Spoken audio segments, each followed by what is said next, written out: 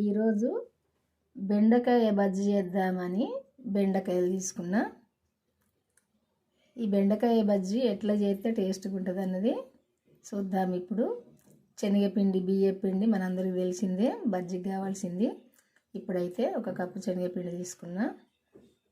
ఇందులో 2 చెంచాల బియ్యపిండి అయితే సరిపోద్ది. ఈ బెండకాయను ఎట్లా చేసుకోవాలన్నది చూద్దాం. ఇప్పుడు బెండకాయ బజ్జీ ఏంది, బెండకాయ బజ్జీ ఎట్లా చేస్తారు అనుకుంటారు కదా మీరు. ఇదిగో ఇట్లా చేసుకోవాలి. బెండకాయని ఇట్లా మధ్యలో కట్ చేసుకొని ఈ భాగం పక్కకి తీసుకొని ఇదిగో ఇట్లా 4 భాగాలు చేసుకోవాలి. కాయను కొంచెం లేతయే తీసుకోవాలి. ఇట్లా 4 భాగాలు చేసుకొని ఈ చివరికి ఉంచుకోవాలి. కొంచెం చివరి దాకా కట్ చేయొద్దు, ఇట్లా ఉంచుకోవాలి. అన్నీ కూడా ఇట్లా ఎంత పెద్ద కాయైనా ఇది ఉంచే వరకే ఉంచాలి. బాగా పొడుగ్గుంటే బజ్జీ రాదు. ఏదైనా ఇంత పొడుగ్గానే ఉండాలి. ఇంత పొడుగున్నప్పుడే మనం ఇట్లా కట్ చేసుకుంటాం కదా, పిండిలో ముంచినప్పుడు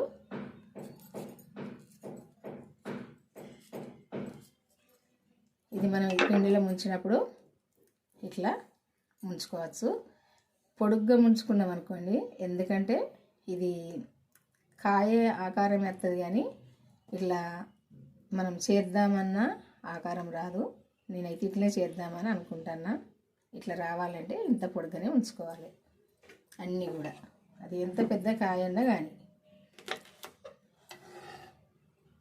ఇంతే కట్ చేసుకొని తీసుకొని 4 భాగాలు కట్ చేసుకోవాలి. అన్నీ కూడా ఇట్లే కట్ చేసుకోవాలి.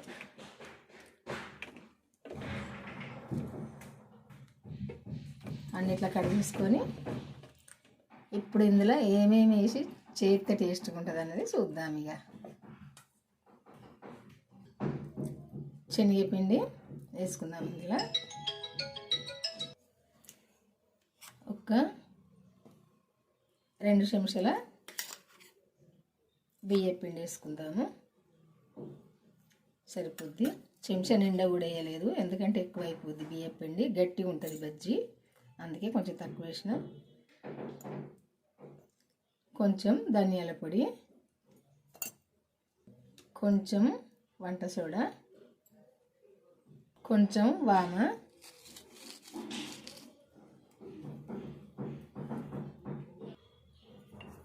తగినంత సాల్ట్ వేసుకుందాము. కొంచెం కారం వేసుకుందాము.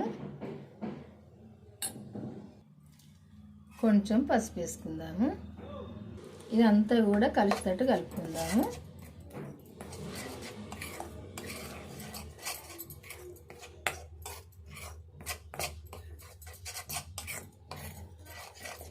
ఇట్లా అంతా కలిసేటట్టు కలుపుకొని కొంచెం కొంచెం మనం వాటర్ వేసుకొని కలుపుకోవాలి. ఒకసారి ఎక్కువ వేసుకోవద్దు, ఉండలు కడగది. కొంచెం కొంచెం వేసుకుంటా కలుపుకోవాలి. ఇట్లా కొంచెం కొంచెం వేసుకుంటా కలుపుకోవాలి.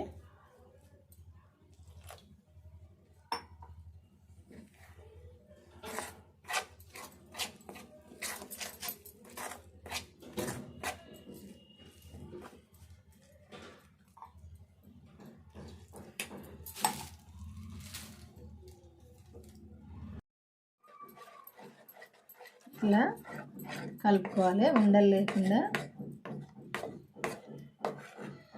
ఈ విధంగా కలుపుకోవాలి.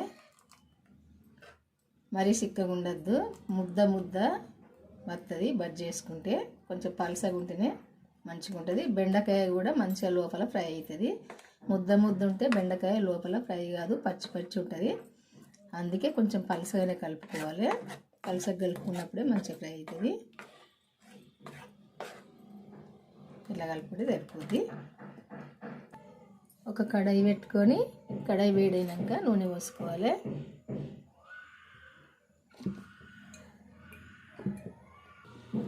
నూనె వేడైంది చూసుకొని ఈ బజ్జీని వేసుకోవాలి. ఇట్లా కొంచెము దీన్ని ఇట్లాని మనం కడిగేసుకున్నాం కదా, దీన్ని ఇట్లా కొంచెం ఇట్లాని అంత ముంచకుండా చేతికి పిండి అంటకుండా ఇట్లా వేసుకోవాలి. ఇట్లా వేసుకుంటే సరిపోతుంది. ఇంకొకటి కూడా వేసుకుందాము. అన్నీ కూడా ఇట్లా ఇట్లాని ఇట్లా వేసుకోవాలి. ఒక సైడ్ కాలినాక ఇంకొక సైడు తిప్పేసుకోవాలి. ఇట్లా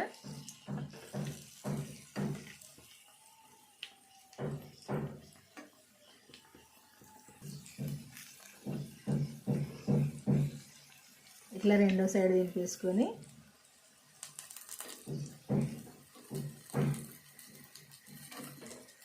ఇట్లా మంచిగా గాలనియాలి. రెండు సైడ్లు మంచిగా గాలి. బెండకాయ మంచిగా ఫ్రై కావాలి. ఇది చూడండి, ఈ బెండకాయ మంచిగా వేగితేనే ఈ లోపల కూడా వేగుతుంది. ఇట్లా వేగాలి. ఇదిగో మనం ఈ కాడ జుట్టు కనపడుతుంది కదా, ఈ బెండకాయ ఇట్లా వేగాలి. ఇదిగో ఈ నూనె వీన బుడిగల దగ్గరదాకా కాల్చుకున్నప్పుడే ఇది మంచిగా కాలుతుంది. అదొకటి చూసుకోవాలి. ఈ బుడిగల దగ్గరదాకా చూసుకోవాలి. స్టవ్ కొంచెం సిమ్లో పెట్టుకొని చేసుకోవాలి. ఎక్కువ వేడి ఉంటే నూనె పైన ఇది మాడిపోద్ది కానీ లోపల కాలదు. అందుకే కొంచెం సిమ్లో పెట్టి చేసుకోవాలి. ఇక ఈ కలర్కి వచ్చేదాకా చూసారు కదా, బెండకాయ ఈ కలర్కి రావాలి. పైన ఈ కాడ ఇట్లా వచ్చినప్పుడే ఇవి కరకర ఉంటాయి, మంచిగా ఉంటుంది బజ్జీ. ఇంకోటి కూడా వేసుకుందాము. ఇదిగో అన్నీ కూడా ఇట్లే కొంచెం ఇట్లా కాయను ఇట్లా పట్టుకోవాలి. రెండేళ్లతో ఇట్లా పట్టుకొని ఇట్లా ముంచుకొని పిండిలో ఇట్లా ముంచుకొని ఇక్కడ కొంచెము అంటనియద్దు పిండి, మన చేతికి కడుతుంది అంతా. ఇట్లా ముంచుకొని చూసారు కదా, ఇట్లా ముంచుకొని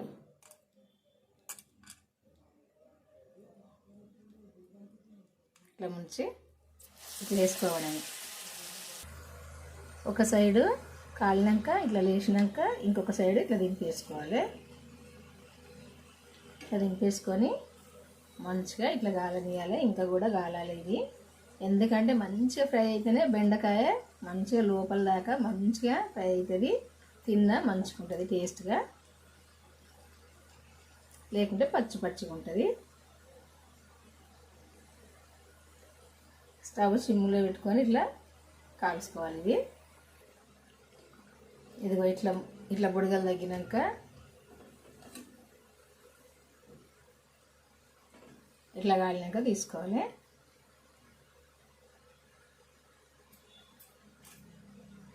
అన్నీ కూడా ఇక ఇట్లా చేసుకోవాలి. మనం చేతన ఎన్ని అయితే చేస్తామో అన్నీ కూడా చూసారు కదా, చేయడం అయితే అయిపోయింది. ఇదిగో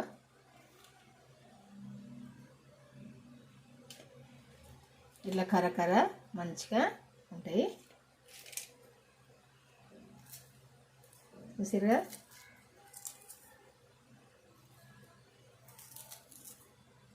ఇట్లా అవుతుంటాయి. ఇవి ఇష్టంగా తినచ్చు, పిల్లలైనా పెద్దవాళ్ళైనా మంచిగా తినచ్చు. ఎందుకంటే టేస్ట్గా ఉంటాయి, ఇట్లా చూడడానికి బాగుంటాయి.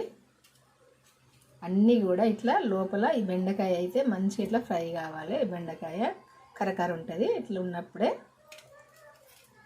అన్నీ కూడా ఇట్లా మంచిగా లోపల దాకా ఇట్లా గాలనియాలి. చూసారు కదా, బెండకాయ బజ్జీ అయితే చేయడం అయిపోయింది. ఈ బెండకాయ బజ్జీలో చాట్ మసాలా వేసుకొని తినచ్చు,